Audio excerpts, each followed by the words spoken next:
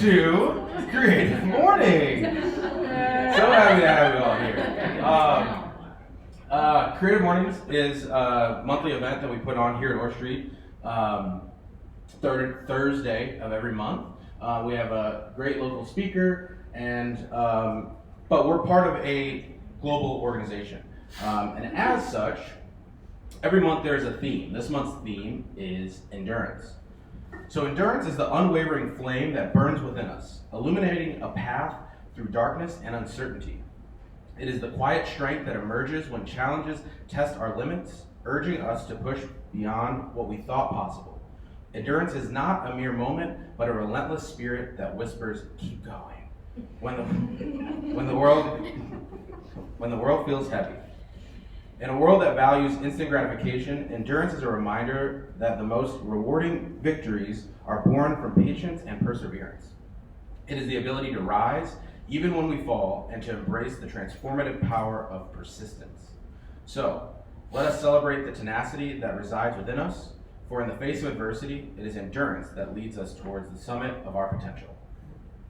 So, like I said, every month we have a theme, and then chapters all over the world get a turn to, one, decide what the theme is, but then also create beautiful artwork. So this month's theme is brought to us by the Timisoara chapter, and the artwork was done by Anna Kuhn.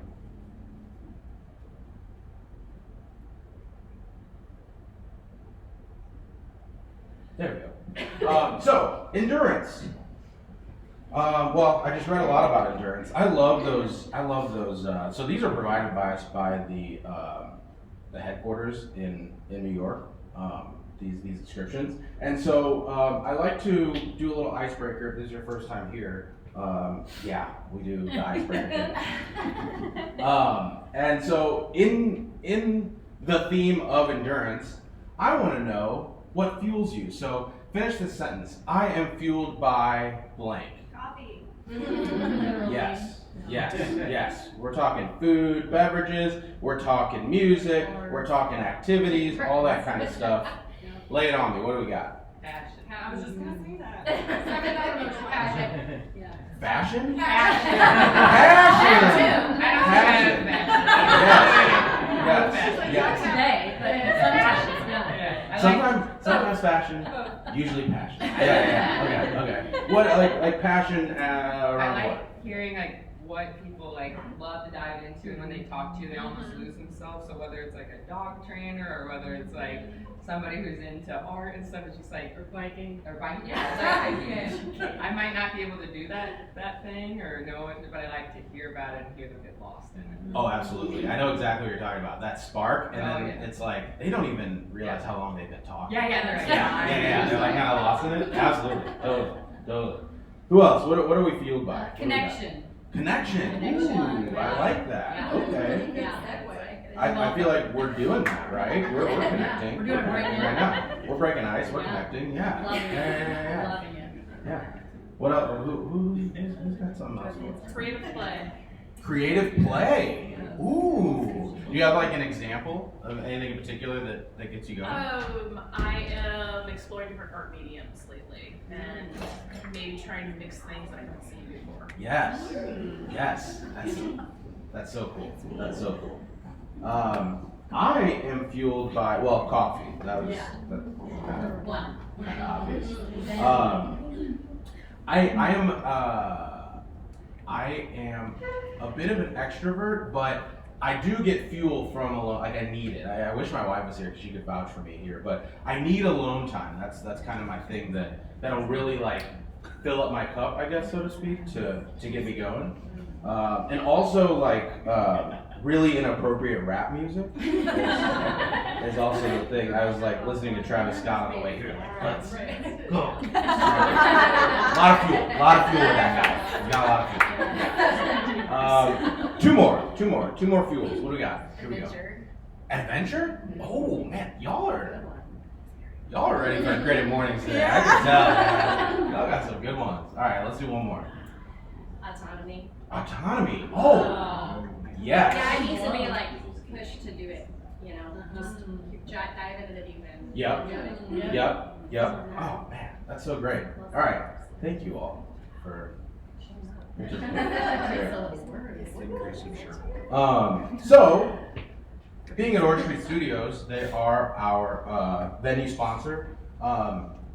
Normally, I have all their upcoming events, but guess what? I forgot to ask. But I did just get a text message. And actually, this one's really exciting. I wish I had like pictures for this one. They have a masquerade gala coming up September 28th. It's a costume party, live music by Mr. Fun, silent auction, good food, drinks. Tickets are $35, or you can get 2 tickets for $60. And you can order them on the website. When is it? October 28th. So I think next Saturday, I'd say. Yeah.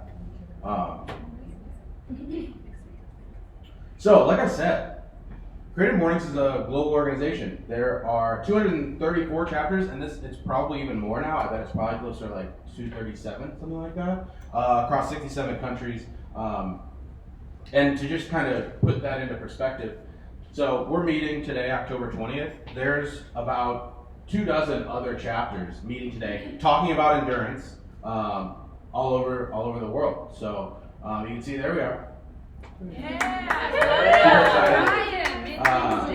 I think Tucson's on here twice. I'll get that sorted out.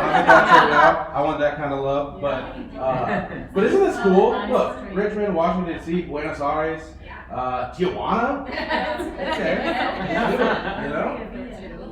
That's great. That's great. Yes, I love that. I heard that. Let's do a field trip. So, as a global organization, we are also fueled by volunteers. And so, all the volunteers today that went and got coffee and donuts, that set up all the chairs that you're sitting in right now, that, you know, put all this together. Even Brian, our speaker, is volunteering. He's not getting paid to do this. I don't know. Did we cover? Do you know that? Do you know that?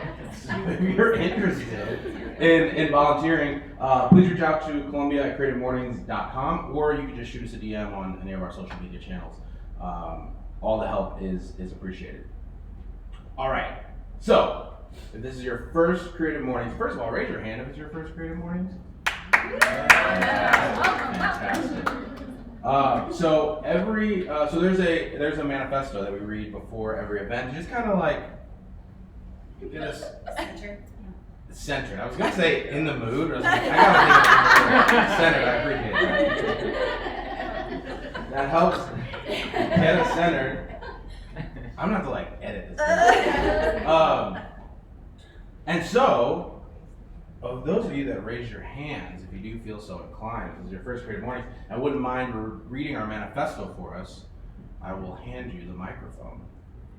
I feel like this group right here. I will. Yeah. It's not her first time, so I'll just be honest. Oh god, I didn't bring my glasses. Okay, here we go. You know what? I'm not shy. I'm not shy, I just can't read it. Give us a song! Everyone is creative. Okay, let's do it. Everyone is creative.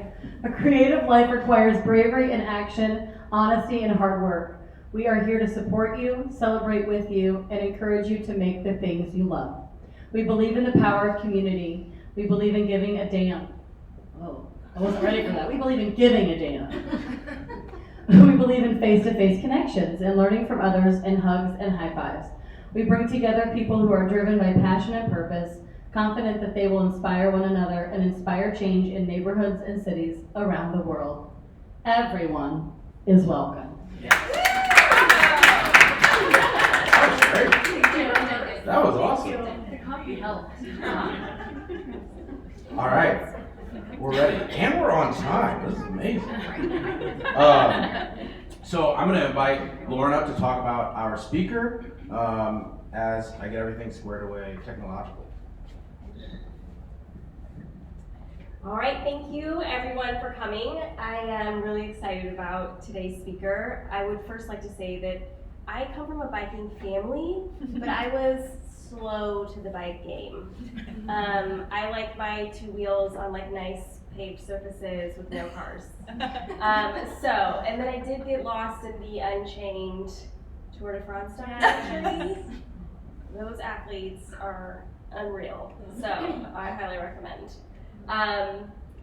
I always start thinking about the theme and I look it up because I'm kind of a word nerd. And so endurance, when I looked it up and when I was thinking about Brian and his work, is this ability or strength to continue, right, or last despite adverse conditions, or just having stamina. And so I was thinking about, I had to do some homework, which is a good thing for me.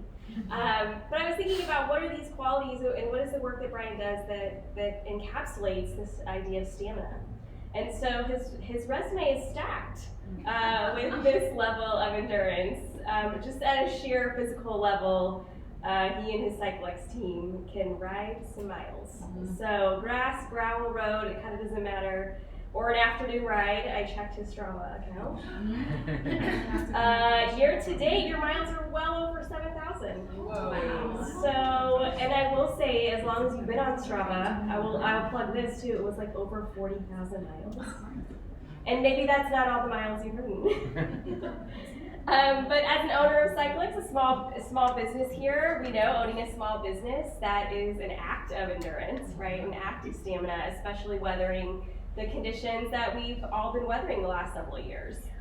But what I think is really striking about Brian is the endurance when it comes to love and passion for bicycles and helping your community embrace bicycles.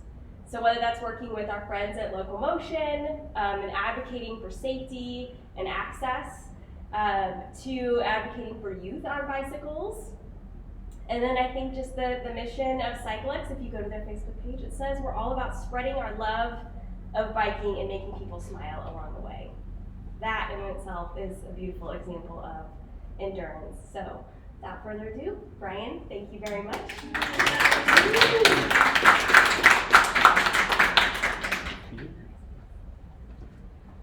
Good morning. My name is Brian Kukla. Thank you for joining me here today. I'm pretty nervous, so let's just go. So, life requires endurance. No matter what you do, where you're from, who you are, what your job is, what your hobbies are, you are going to need endurance. There are all sorts of different types of endurance, though, and it'll pop up in different aspects of your life. But today we're going to focus on 3 forms that have impacted me the most. That's going to be physical endurance, mental endurance, and emotional endurance. So physical endurance, this is probably the most obvious. It is the most obvious to me, at least. It's going to be your athletes, your cyclists, your runners, hockey players, soccer players, football players, things like that. But it doesn't have to be a sport. It could be hiking or backpacking. It could be yard work. It could be cleaning the house, things like that. That takes physical endurance to some level.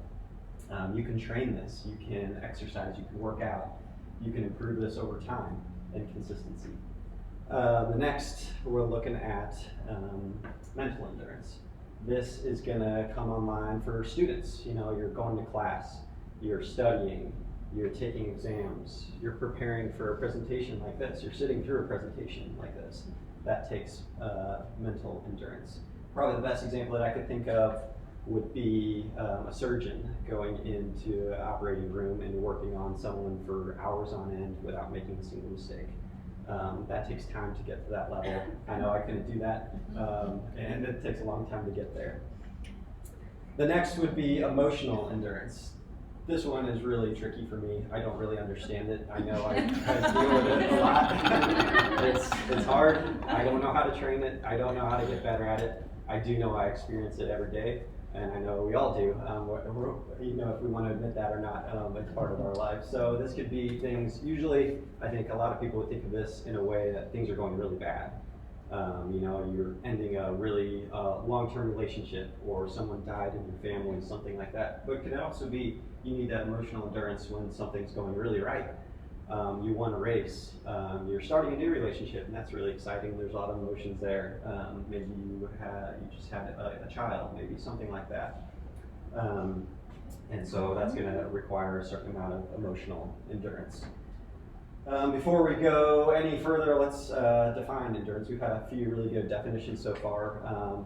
To me, though, endurance is an effort and resilience that is sustainable. So an effort, it's going to cost you something. Usually time, sometimes energy, but it's going to cost something. In resilience, it's going to be uncomfortable. It's going to be hard. There's going to be pushback. But it is sustainable. So if you're capable of way more than you think you are, it's going to be hard, but you can do it. One foot in front of the next, one more pedal stroke, you can do it. So an effort and resilience, that is sustainable. So the outline of this talk, I'm going to break it into those three categories. We're going to kind of break down each type of endurance.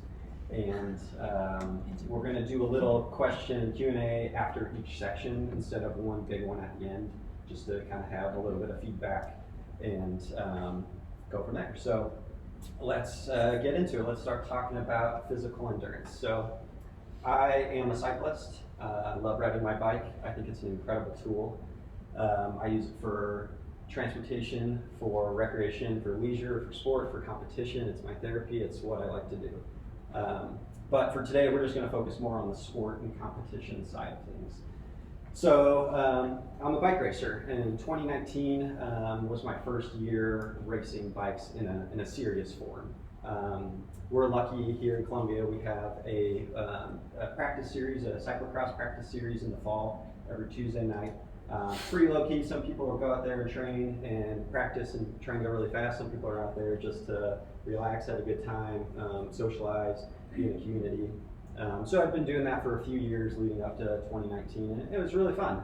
I hadn't really done much bike racing before that. A little bit of mountain bike racing, a little bit of gravel, but nothing too much.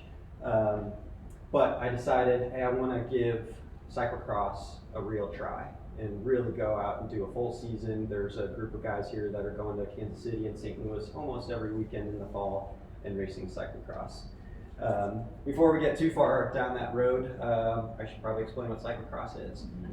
So cyclocross is a form of bike racing. You're on a closed track. It's usually in a field, grass, dirt, mud, sand, things like that. It's a loop, and the loops maybe are 1.5 miles, 2 miles, sometimes would be a long course. And you're going to race for a predetermined amount of time, usually 45 minutes or an hour. There will be man-made obstacles that are forcing you off the bike. So you're going to be jumping off your bike, running over some barriers or up a flight of stairs or through a mud pit, and then jumping back on your bike and continuing. It's super intense, relatively short as far as a bike race goes, but really intense. I have a little video here, just 40-second video. This was a race that I was in last Sunday, and you can just watch that real quick and see. Give you a better idea of what we're doing. So the camera is on my bike. We're pretty late in the race here. There's probably 3 laps to go or so. So riding through grass, a lot of twists and turns. This is on an uphill. We're climbing. There's a lot of punchy attacks, things like that. Basically, you're trying to break your competition. And so you're just putting in these attacks, trying to get away. Once we go around this corner, you'll see some of the obstacles that force us off our bikes. Oh my God.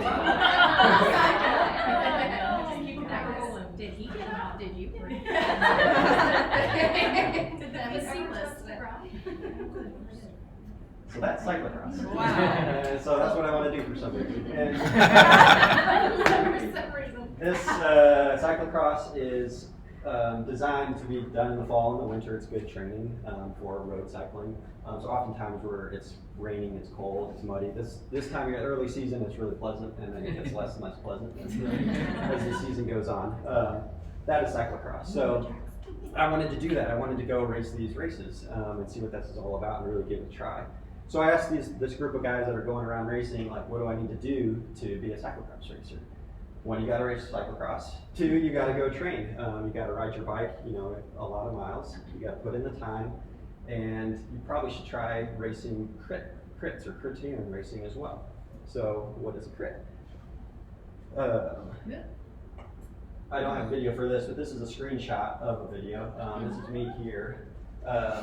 Crit racing is also a closed course. It is on pavement. The course is usually 1 mile to 1.5 miles long. Through a city street or a park street, always on the road though. It's a mass start race, so everyone starts at the same time and goes around, usually pretty similar lengths to cross racing, so maybe an hour or so depending on the category. Speeds are going to be a lot higher in this race. You'll see we're going 26 miles an hour through this corner. We're 3 wide. This guy could put his elbow out like this and touch me. We're really close to each other. It's very intense, but really, really fun. It kind of feels like you're going into battle when you go into a crit race. But this type of effort really complements a cyclocross effort. And so they said, you know, if you want to be good at cross, you got to get good at crits. That's the best way to do it. Now, if you go to YouTube and look up crit racing, the first 20 videos are all crashing. It's crash fest. If you've never raced a crit and you've heard about a crit, you're going to say you never want to do a crit. But then you talk to people who have done crits, and there are crashes, of course, but it's a lot more fun than dangerous, in my opinion. It's worth it. So in 2019, I start with the crit season. I jump into that. It's fun. Everyone starts as a Category 5 racer. From there, based on your results and your experience, you can move up to different categories. So based on your results, you get awarded a certain amount of points. Once you have a certain amount of points, you get moved up to the next category. That way, you're always racing people that are roughly your same experience level and skill level and fitness level. Once you get to the next category, all your points are erased. You start at 0 again, and you work your way up to the next category. So Category 5 racing, you have people who've been riding bikes forever and they're just starting to race, and you have people who are just starting to ride bikes and just starting to race. It's a very interesting combination. So the goal is to get out of Cat 5 as quickly as possible. So we get to Cat 4, start moving our way up. You can kind of fake it till you make it as a Cat 5 and sometimes as a Cat 4. General fitness will get you a long way in these categories. You're starting to build trust in your equipment, in your body, in your skill set, and kind of work your way up the ladder. The way my brain works, if there's a ladder, I'm going to climb it. That's my goal. So this is a really good system for me.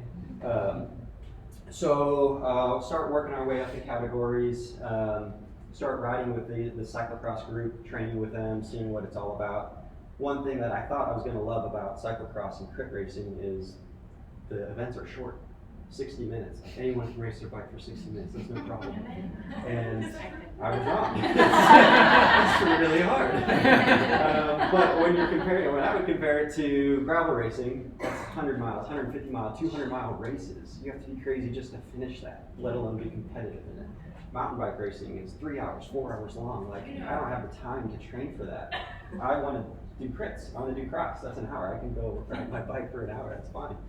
I was wrong about that. That's okay at the Cat 5, Cat 4 level, but as you get higher and up, it takes a lot more energy, a lot more endurance than I was anticipating. These are not, in my opinion, technically endurance-style events, but it takes an absurd amount of endurance to get through them. You could have the best sprint in the world, but if you're not there at the end of the race, it doesn't matter.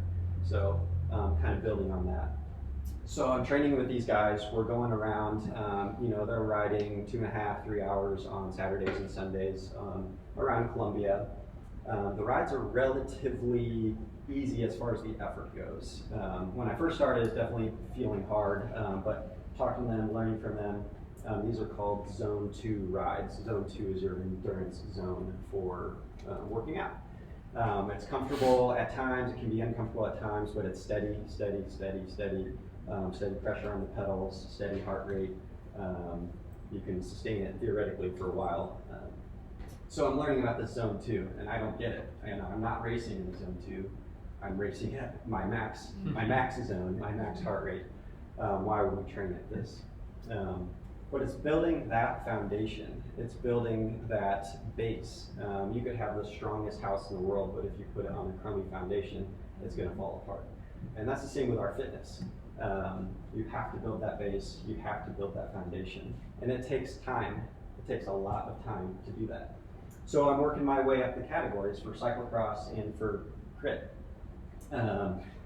We're moving through it, and we get to 2022, last season, start to want to surround myself with people who have a similar goal and a similar passion, because I see that that's going to take me to the next level. That's going to push me to train harder and have more success in races like this. So we formed a cycling team, and we start doing longer group rides together on the weekends, pushing each other throughout the week, starting to turn those 2.5-hour rides into 3.5-hour rides and building that endurance. And we'll throw in some kind of spiciness in those rides throughout the ride, but the majority of it is going to be that zone 2 training, that base training.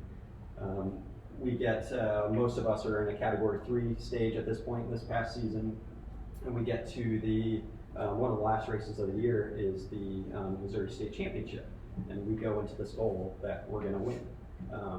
Now, cycling, don't necessarily have enough time to get into all like the strategy of cycling and bike racing, but one person's going to win, but it is a team sport.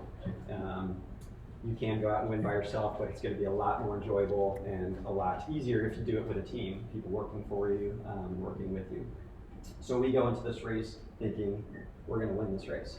We're strong, we're dialed, we're going to do it. And we play our cards right and we win. I'm the 2022 Cat 3 state champion for Missouri. And it's exciting, and that kind of blends itself into the emotional endurance as well, going through that experience. We can talk about that a little bit later, but what happens next? My points go to 0. I'm back to square one. I'm a Cat 2 racer now, by myself. My teammates are still Cat 3s. I'm a Cat 2. So we get into the next season. That's this season here, 2023, and start getting into some of those races, and it's a whole different ballgame.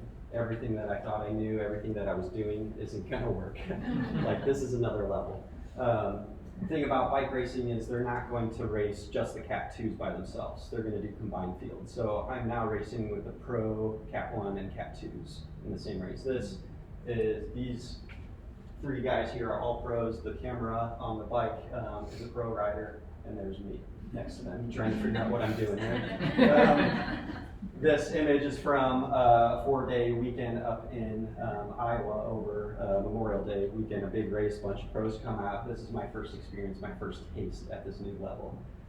Raced 4 times, I was pulled from the field twice. That means I wasn't going fast enough that the officials said, you're out. So that's this level. I went from being the top of my field to literally getting pulled from the race because I'm not going fast enough in a matter of months. It's insane. This is where a lot of people will say, I'm done. I'm not going to do this anymore. This is crazy. Or I'm going to, figure out what I need to adjust, what I need to adapt to keep going. So after this weekend, I ended up hiring a cycling coach. I said, this is going to be the best way to get me to that next level. What are we going to do? He looks at my numbers. He said, you're doing good. You got some good intensity. You're riding well. We need to add more endurance. Like, man, I'm already doing, it feels like a lot. Like I'm riding, I'm riding, maybe 6 to 8 hours a week, sometimes 10 if, I have a day off or something. Maybe, so let's call it average 8. Like that feels like a lot of time to ride a bike to go race for an hour. Like, yeah, there's always more, man. All right, let's do it. So I'm in, like whatever you want. I'm going to do this for 3 months, and at the end of 3 months, I'm going to tell you we're going to keep going or I'm done. And so we start working together, and okay, he's not building me up too much. We're going like, okay, maybe consistently 3.5 hours on my days off. Okay, we're going to do some really hard intervals for an hour, and then you'll go ride for 2.5 or 3 hours after that. Go do hard intervals and then go do your group ride, things like that. So we're just slowly building, creeping up towards that 9-10 hours of training a week. And I'm starting to see results. He said, don't expect to see anything this year. It's all about next year. We're focused on next year at this point. That's hard, but okay. Let's keep going. So we're getting into month 2, month 3 of training. We're now looking at doing hour and a half of hard intervals, going into 4 hours of endurance every week, every day off of the shop. That's what we're doing. Okay, instead of going out in the morning to do an hour of training before work, we're going to go do an hour and a half or 2 hours of training, and we're just slowly building to the point where now we're doing 100 miles on Wednesday. We're going to maybe take Thursday off. We're going to ride hard Friday. We're going to do openers for our race on Saturday, and then we're going to race Sunday. We're going to take Monday off. We're going to work hard Tuesday. We're going to do 100 miles Wednesday, and so on and so on and so on, and build and build and build. And I would be lying to you if this, is it physical endurance? Is it mental endurance? Is it emotional endurance? It's all there. But it's exciting, and it's fun, and it takes time, and it takes that consistency, and it's one more pedal stroke, one more stride, and just climbing that ladder and seeing the results. That cross race that we watched a little clip from, I ended up winning that race. That was a Pro 1-2 race, and I ended up winning that, and that's super exciting. That's a much smaller scale race than this race here, but it's cool to see that payoff and to keep moving and keep going. Yeah, so that's kind of the idea behind physical endurance. It's all about consistency. It's all about the long game. This is delayed gratification. I'm putting in the time now physically to be prepared for this race next year. I promise you, I'm not getting pulled from this race next year. It's not going to happen. And I'm excited for that. And I know what needs to happen, or I think I know what needs to happen to make that happen. But yeah, that is my take on physical endurance. Want to open it up to any questions about that at this point before moving on? Like, other than, of course, the joy of riding and the payoff, do you get a prize? Do you get any is there cash? Sometimes, yeah. That's the higher up the category is, the more the prize money is. Yeah, okay. Just was curious. Yeah. Yeah, do you get a big check with balloons on it? It's definitely, we're not doing this for the money, let's put it that way. But I just wondered if there was some Yeah. kind of other incentive Yeah, a little aside bit. from just, Yeah. feeling really great about it. Right. For me, it's finding what I thought my limit was and going well beyond that. That's my payoff for sure. Yeah, that's cool. Brian, what about the eating involved? Lots of eating. Great. Absurd amount of eating. It really is. A lot of this, the crit racing itself isn't an eating contest. That's take as much sugar as you can and caffeine before the race and then go hit it. But the endurance riding, the zone 2 riding is constantly fueling your body. Every 30 minutes, taking in, X amount of carbs and calories and sometimes caffeine, and just building on that and eating and eating and eating. Do you deal with any kind of performance anxiety before you race? More so today than in a bike race. For Okay. sure. If we've got a bike up there. Yeah, we got Just do it live. Yeah. That would be great. So, Or do you feel nervous before you go? I felt more nervous at the lower categories because I had more of a expectation for myself to do well.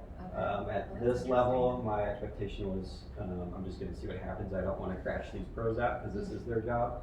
I don't want to get in their way, but I'm here, so I'm gonna do my best. So I didn't. I get a little nervous, but as soon as the gun goes off, it's gone. Yeah. Do you have any weird rituals that you, or are you superstitious in any way? Like some athletes, have to do certain They wear the same socks every time. Well, or a routine that you do before. a little routine. I have to eat my last real meal 2.5 hours before. I have a bunch of carbs and sugar 1 hour before, and then I have a gel 15 minutes before, a carb gel. What do you do afterwards to do you Go get for a an bike ice ride. bath? Go spin Out on the around. trail. Yeah, spin around a little bit and Yeah. decompress. It feels. I've never been to war, but this feels like you're going to battle. Yeah. I was just saying adrenaline, your blood's still coming on. Yeah, for sure. Where in Iowa is that? This one is Davenport. We're in Burlington, Davenport, Muscatine, and actually Davenport twice. How do we build a race in Columbia? We have built a race in Columbia. So this year, we'll get into that a little bit, but this year I hosted the first Criterium race in downtown Columbia in over 20 years. And it was very exciting, and I plan on doing it in 2024, and I plan on bringing a cyclocross race to Columbia in 2024 as well. So keep an eye out for that. Yeah, super fun. It's the most spectator-friendly form of racing because the athletes are going around so quickly. You can see all the spectators lining the fence. You're right there on the. Would you do it downtown? Yeah, it's downtown. It's around the columns. Yeah, that's cool. Yeah, it's really fun. So. Any other questions or comments on the physical endurance side of things? Cool. We will jump into the mental side of things. Okay. Mental endurance is, for me, we're going to look at it through the lens of running a business. I'm one of the owners at CycleX Bicycles here in Columbia. We purchased the shop, my buddy John and Ted and myself. A little side note, you might be wondering why it looks like I took a punch from Mike Tyson. We'll get into that on the emotional side. We purchased the shop in April of 2018. John and I have both worked at CycleX since 2013 and 2014 for him. So we knew how to work in the business. We knew how to fix bikes. We knew how to order a bike if you needed a different color or size. We knew how to turn the lights on and set the alarm at night and things like that. We had no idea how to work on the business. Neither of us had business degrees. Neither of us had any degree of any kind, actually. We had never ran a business before. So we were kind of jumping into the deep end and pretty darn excited about it though. Those first few weeks or months, we're just learning how to pay our employees, how to hire employees, how to fire employees, how to retain them. What is business insurance? Why do we need that for? What's a retail license? Things like that. We're learning all that stuff and getting that rolling, and that was really challenging. But we look at each other like, man, we've been doing this for a month now. Like, this is great. And now it's been 6 months, and the lights are still coming on. Like, this is awesome. And really not trying to rock the boat too much. This was an established business that had been here since 1993. It was a platform that was working, and we wanted to continue with that. As we got more confident, we started to change things here and there, make it really our own, and take ownership of the shop. Seemed like as soon as we were starting to feel comfortable and confident there, the pandemic hit. And now we knew how to run a business, but we didn't know how to run a COVID business. What is going to happen? Are we going to have to shut down? Are we going to, can we keep all our staff? Are people going to want to buy bikes? Or people are riding bikes, needing their bikes fixed? Things like that. So it's this whole new ball game. The rules are changing. The rules are changing every day, sometimes multiple times throughout the day. We didn't know what was going on. This had never happened before. So I couldn't call up my buddy in Kansas City who owns a shop and be like, hey, what did you do last time this happened? No one knew. We're just kind of doing our best. Turns out, bikes became a really popular thing during that time. It was awesome. A lot of bad things happened during that time, but the bike industry was not on the receiving end of those bad things. This was really exciting, but new challenges. Okay, we are running out of bikes. Normally we have 150 bikes in my store. We got down to 11 bikes. Oh my gosh. 11 They're all bikes. different sizes. Yeah. And so someone would come in for a red mountain bike and I'd sell them a blue road bike. That's all we had. And they were stoked about it. And so, We have as many as these. so why not just order more bikes? Well, every shop is experiencing the same thing. Everyone is trying to order bikes. The manufacturing plants are shut down. They're not producing any more bikes. So it became a really challenging, mentally exhausting time of how we're going to do this. But we took it one day at a time, one step at a time. We're climbing that ladder really slowly at times, but still climbing, still moving forward. Just give you there's a picture of the outside of the shop. This is what it looks like when it's full. It looked very different during that time. And so moving through it, so our supply chain is super low. Our demand is crazy high. So what's that do to the prices? That drives it up. Prices are getting crazy on bikes. Bikes that might have been, a $400, $500 bike are now $700, $800, $900 bikes, and nothing's changed on the bike other than the price tag and availability. And so that creates new issues. Now we're starting to see businesses, other bike shops, place orders for outrageous amounts of bikes. So I need 10 of these, maybe I'm gonna order 15. This other shop's gonna order 100. And every shop's doing that, or most shops are doing that. So now they ramp up their production. Okay, we've got 100 bikes they need 100, they need 100, they need 100. So they're making a crazy amount of bikes. And the orders are coming through, shops are saying, actually I don't want 100, I just want 15. And so now the warehouses are starting to fill up. And so the supply and demand is slowly shifting. So also during this time, the manufacturers have learned if they sell directly to the consumer, they're going to make more money, and they're going to recoup some of that lost revenue from all the bikes that are sitting in their warehouse. And so it's becoming really tricky. I believe in the bike. I think it's going to be here forever. I believe in a bike shop. I think it's going to be here forever. You can buy a bike online, but you can't get it fixed online. So we're slowly starting to change our business model and focus more on the service side of things and the sales side of things. So that's what we have to do. So now the supply and demand chain gets really out of whack. There are so many bikes available. People are going back to work. They don't have as much free time. They might not have as much free money because they're traveling again, going on vacations, things like that. So, and there's this huge price correction that needs to happen in the bike industry. So all these bikes that are now $900 need to come back down because people aren't, it's not worth that. People see that, especially when there's 100 of them available. So that's starting to correct. There's these massive sales. The companies are trying to force you into buying 100 bikes when really you only need 10, and giving you all these incentives and things like that. And so that's mentally exhausting. What do I do? Do I go for these deals? These seem pretty good, but I don't need 100 bikes. I need 10 bikes. Actually, I probably only need 8, but maybe I can take 10. Things like that. So there's all these hoops we're jumping through. There's these massive sales. We were fortunate enough, I was a little scared to spend money during COVID, and so we didn't bring in a ton of inventory. We needed 10, I ordered 15, I was happy with 8. Anywhere in that range, that was fine. I never put in a 100 bike order or anything like that. So our inventory is a little low, but these manufacturers are in the process of devaluing all the inventory across the entire industry. So that actually puts us in a pretty good spot. We don't have $1 million of inventory that's now only worth $500,000. That was luck.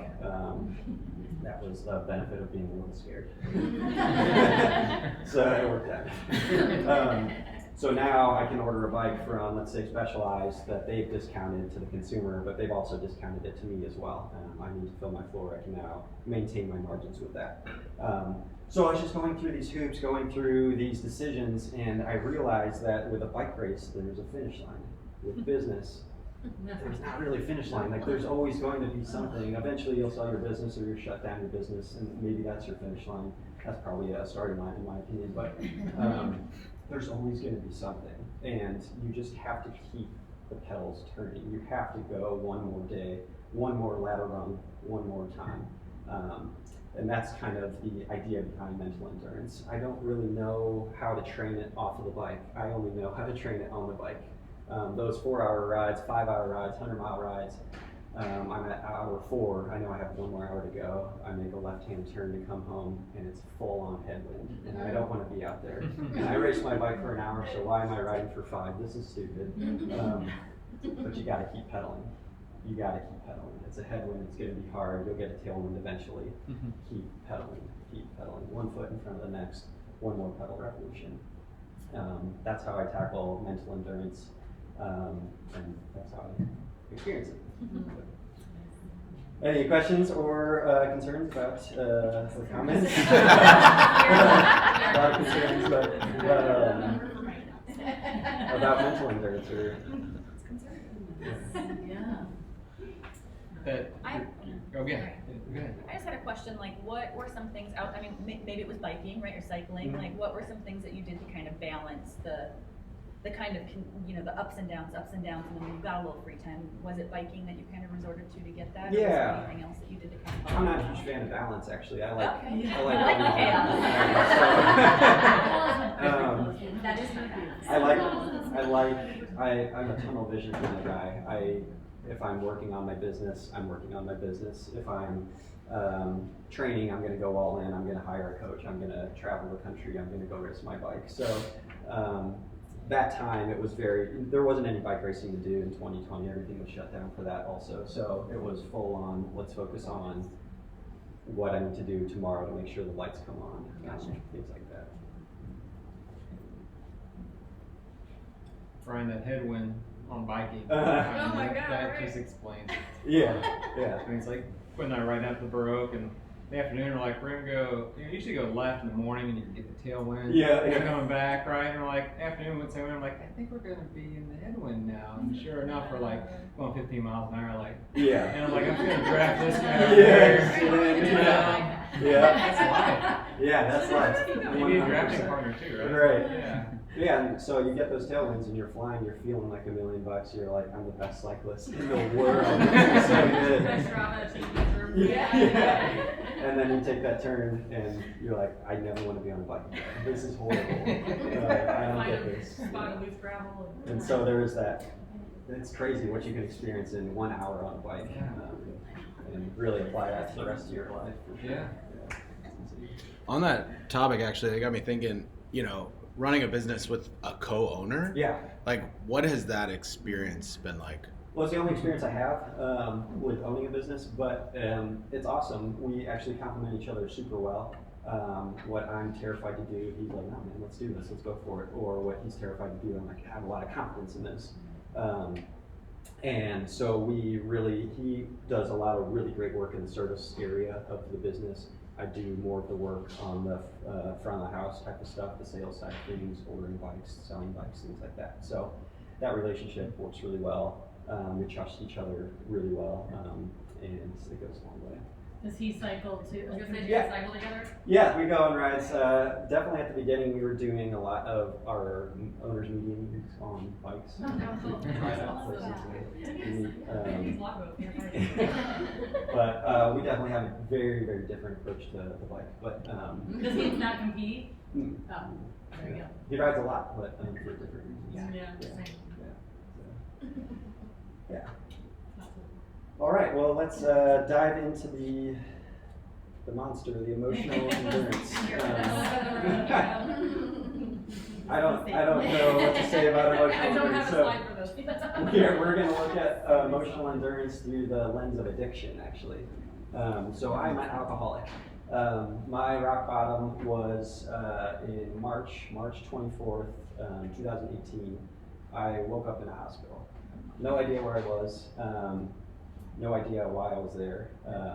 It was probably 5 or 6 in the morning when I came to it. I couldn't see out of my face. It was swollen. I could tell I was missing teeth.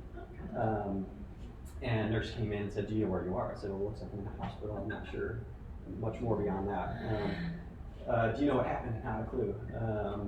What did you do last night? I know I was at a bar.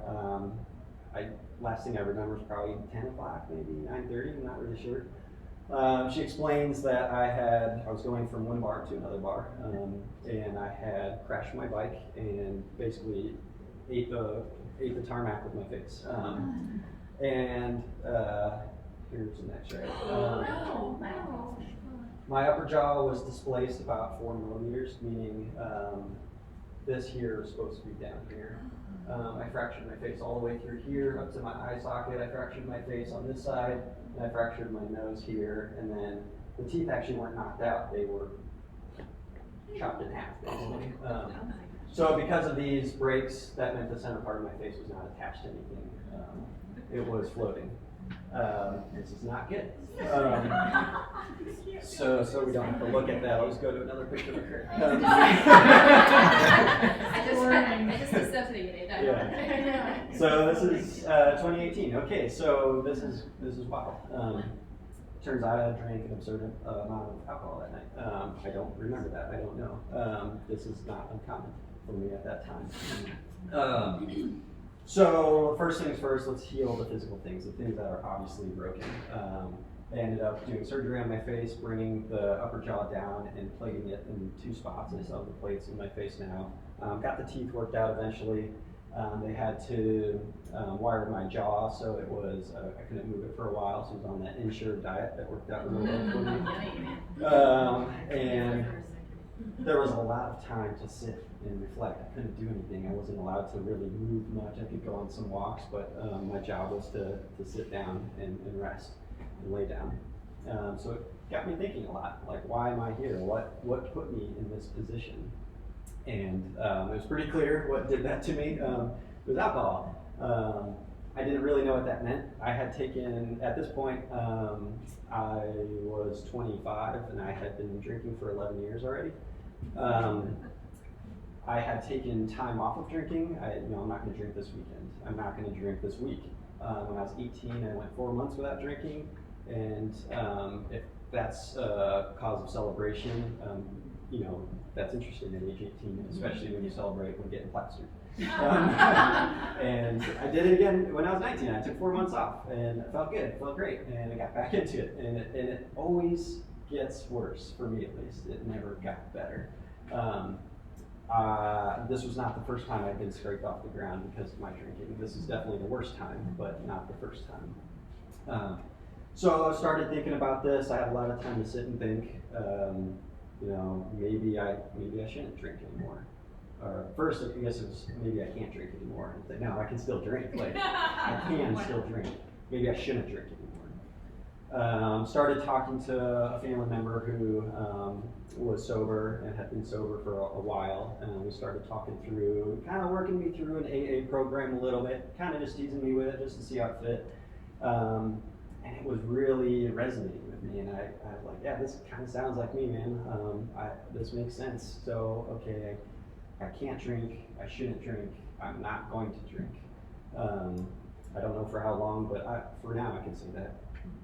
So I started talking to loved ones and family members and things like that, and start using that language, and I'm still tiptoeing around it. Hey, I don't think I'm going to drink anymore. And we're a really emotional family. We don't hide that from each other. We cry, we laugh, we love, we cry some more, typically. And so that was very emotional, So seeing, I go into it expecting y'all are going to be embarrassed or mad and sad, and but no, it's like, okay, like what do we do now? We don't know what to do now. Like tell me what you need from me, and we'll do it. And that's pretty special to have that. So we're kind of going into COVID, ironically. Actually, it's all happening at the same time. So I'm getting sober, I'm buying a business. This is all happening at the same time. We're getting our strides together, one foot in front of the next. I go to my first AA meeting. My business partner, John, actually, he went with me. He took me. He was my support staff there. That was really awesome. And I'm hearing all these stories. I'm like, wow, that's crazy. That's a wild story. I can't believe that happened to this guy. I'm like, that reminds me of my story. When wait a minute. And it just kept happening and happening. And it's like, okay, I'm starting to work this program. I'm really liking it. Actually, I feel like these are my people. My crash actually happened about a block away from here, and my first AA meeting was catty corner to that crash, just ironically. Wow. Which was pretty special.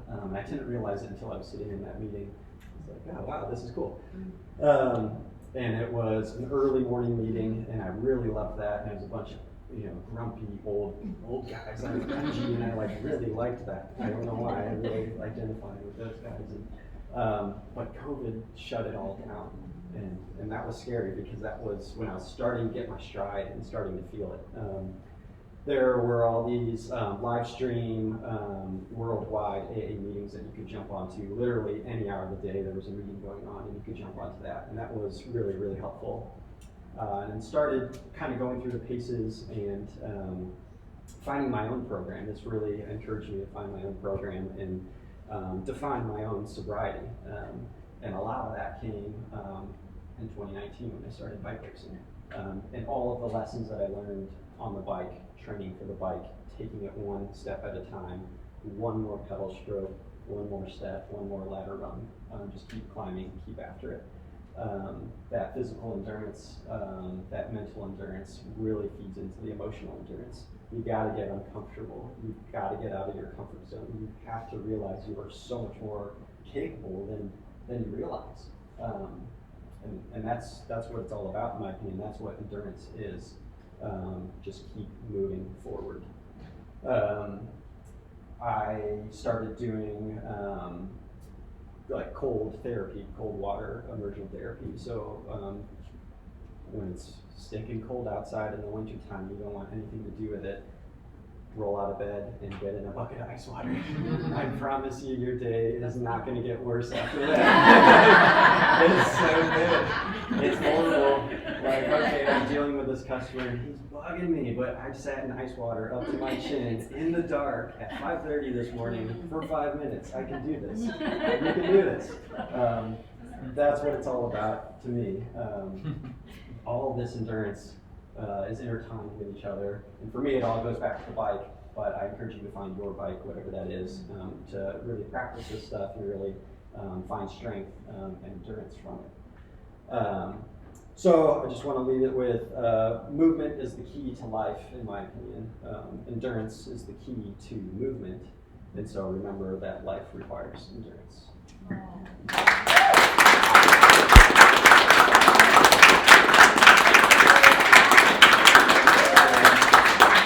I am totally a 100% an open book about anything in my life. So if you have any questions about emotional endurance or sobriety or bike riding or racing or anything like that, I'll tell you anything you want to know. So. How much do you spend on ice?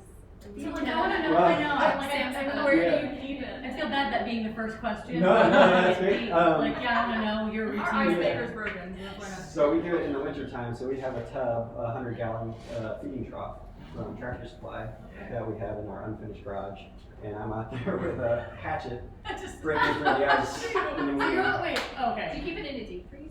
No, we thought about that. So right now we just do it in the winter because that's when being cold sucks the most. Do you do it in batches? So you're doing it like you're lumberjacking the ice so that it's ready for the bath? Do you put Or are you water in it? lumberjacking every morning? Every morning, yeah. You're working out, but are you kidding me? Your Apple Watch while you're doing it. Do you add water to it, or is it just ice? It's well, it's usually a pretty thick layer of ice or thin, depending on the time, and then it's usually pretty watery and all that. They got the ones you can buy too. Like Right, yeah, the totally. immersion tank. Yeah. And then Proper cold Like the plunges. bottle of wine? Or cryotherapy. Yeah, Oxygen yeah. chambers. yeah. They're cool too. But they say it helps with anxiety and All sorts of things. depression and Yeah. stuff too. So is that something like, was that something that was tied to like your alcoholism? Like where did that spring from some childhood trauma and then, Sure. and then like now, like you were just trying to combat maybe anxiety, depression or whatever the case might have been. And then now you're doing these things. For sure, yeah. I think certainly like the being depressed, winter blues, things like that. The idea that I'm not good enough, things like that, is really what follows me around. So that's what pushes me to do stuff like this. And so all your demons go away when you get in a bucket of ice water. I mean, there's no room Yeah. for any of your bodies. Sometimes they come back pretty quickly, but oftentimes that helps ice them out a little I bit. should have had that. Yeah. Yeah. No, it's fascinating. It's great for recovery too. Yeah, it How is, much yeah. you're working out. Yeah. Sure. Lactic acid. Right, Yeah. yeah. You know, some of the football players are doing it. Yeah. Basically cryotherapy. And I absolutely recommend doing it very first thing. Roll out of bed and get in the tub.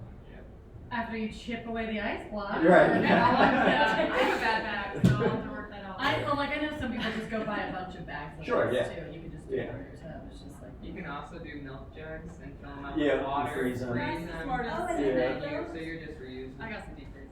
that's Yeah. that's it. So when you talk about like the fact that you're all in, right, in any of these aspects of endurance, like, I mean, obviously, where does that gumption, right, like, come from? Do you think? I have no idea. I've spent a lot of time on the bike thinking about that, to be honest, and I don't know. I think it's this idea that there's a limit out there at some point for me, but I need to find it, and I need to go find what I thought my limit was and go past it and keep going past Like it. a fire in your belly type. Yeah, yeah, and so I don't see a point in doing something if I'm not going to really do it. I have no interest in that. I want to climb that ladder, and I haven't gotten to the top of any of these ladders yet, and that's exciting to me because there's been so much experience and endurance in all of it, climbing that ladder, and so what's at the top, I'm not sure. I want to find out. I battled addiction on that thing. That bike. Yeah, 100%. Yeah, she would know because she's like, I was skipping out of work to go Yeah. ride Yeah. about 10 years ago probably, and then if I didn't ride, I was a bitch. Yeah. I mean, I was. I'm right ass. there with you right now. Yeah, I Yeah. mean, I had to work through that. Yeah, absolutely. Yeah, it's okay. I want to go right now. Right, You know, yeah. but it's okay if I don't get it right. Right. I had to go through that. Yeah, absolutely. Do you have that at all? Oh yeah. Yeah, that said, what do you do in the winter ride and meet There's that? no such thing as bad Cover my weather. legs and Thank I you. Bad news, my husband says it's what to Yeah. wear. Switch the lantern. Yeah. Keep riding. Yeah, just keep riding, okay. Layer up. Yeah. Well, like the daylight shifts and everything is like, Got good lights these days. yeah, like you obviously own a business during the day, you can't just jump off like. Right. Well, he might. He might be able to, he is owner. Have you ever dealt with any overuse injuries, and not from falling off a bike injury, but like? I have not yet. I have had plenty of injuries, but crash related. Okay. Kayla? Can you tell us how long you've been sober and something you do each day to stay sober? Ride my bike. And I've been sober for 5.5 years.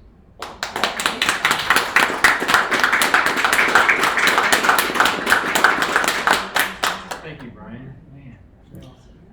First of all, I want to say, for being as nervous as you were, you killed that.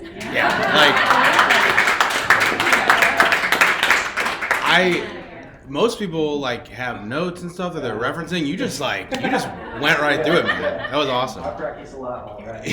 yeah, man. Yeah, it paid off. Yeah. One like common thread I noticed across all those is like other people in your life. You know, like you talk like endurance. When you think about endurance, it's a very personal thing, right? That's where it comes from. Yeah. But you know, you talked about your family. You talked about your business owner. You talked about your teammates. Sure. And one thing I know I struggle with is like vulnerability to like allow people in and allow them to help. Sure. And I'm just curious if you have any thoughts on that, because that seems pretty natural to you. Yeah. Well, so it really is a bummer to suffer, but it's more fun when you're suffering with other people. So, and endurance requires some suffering at times. So, going out there and knowing, well, you know, in some cases it's like I'm riding with my teammate. We're doing this 5-hour ride together. This is good. We're building together. But then sometimes it's beneficial to be like, I'm the only one out here.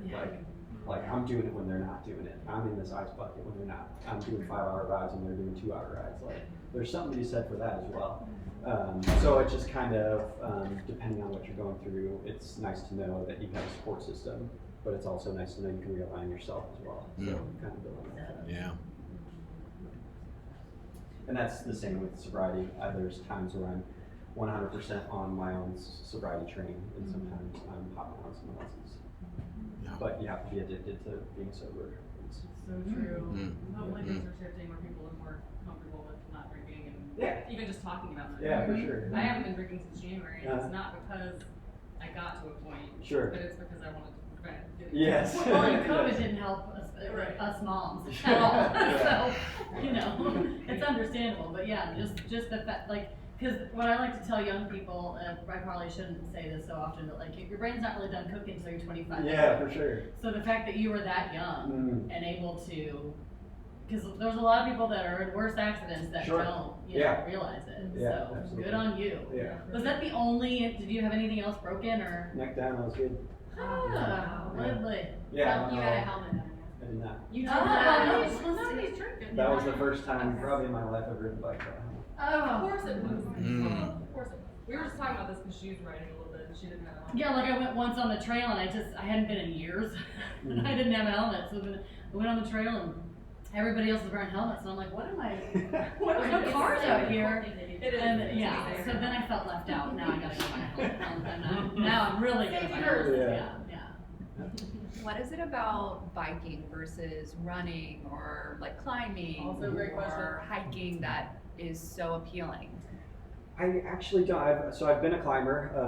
I lived in Oregon for a while, and I was still working at a bike shop there, but my tunnel vision was climbing. That's all I wanted to do, and I got a lot out of that. And constant fears and being, 3 or 4 pitches up and looking down like I can't miss this move type of thing. That is really exciting as well. But I think the cycling aspect of it, I honestly don't know, but it just speaks to me for whatever reason, and that intensity and when are you going to get to go 30 miles an hour and bump shoulders with someone else and it'd be okay on a bike and be in this, like, you're not wearing anything that protects you other than a helmet, like paper thin clothing, and like, it's just, It's so exciting. So you're moving through space and probably Yeah. see, are you able to take in the landscape or you're moving so fast that? In this type of race, I have no idea other than what's ahead of Yeah. me. In training, though, absolutely. Yeah. For sure. That's a great question. Yeah. It really is, because When I you- find when you go me and walk my on the husband trail, runs. Uh-huh. versus ride on the trail, you do see stuff Mhm. different. Oh, yeah. Yeah, absolutely. definitely. Yeah, I'm gonna go Perspective. ride to Fulton. I'm gonna take back roads to Fulton. Like, how many Sure. people get to do that? Yes, yes. It's beautiful out there. Yeah. This is No, that's a great amazing. question. My husband's always like, Yeah. oh, I want to run. I want to be running. And I'm Right. like, why? Biking is way better. After your accident, did you have any anxiety about like re-injuring yourself or get that? That's what makes me nervous. Yeah. Because I know if I was at that angle, I'm having. Yeah. Where's their trepidation about getting back on the bike? So part of the good parts of that injury was I don't remember it at all. So I try my best to not make fear-based decisions. Crashing happens. I've crashed in kart racing. You're going so fast that actually it sounds kind of bad. You're going so fast that you slide. You don't hit the ground and stop. So it's usually road rash, peeling your skin off, but it's not usually breaking bones. I had a lot of fear of opening up a car door and hitting my face, or opening up a cabinet, or something like weird stuff like that. Or I'd be walking down the road and I'd be like, I really hope this guy doesn't punch me. I don't know. That's what I was scared about. That's what I was scared about that. Please don't injure me further. Yeah. Oh, man. Wow. Awesome. Well, Very Brian, thank you so much. Thank you.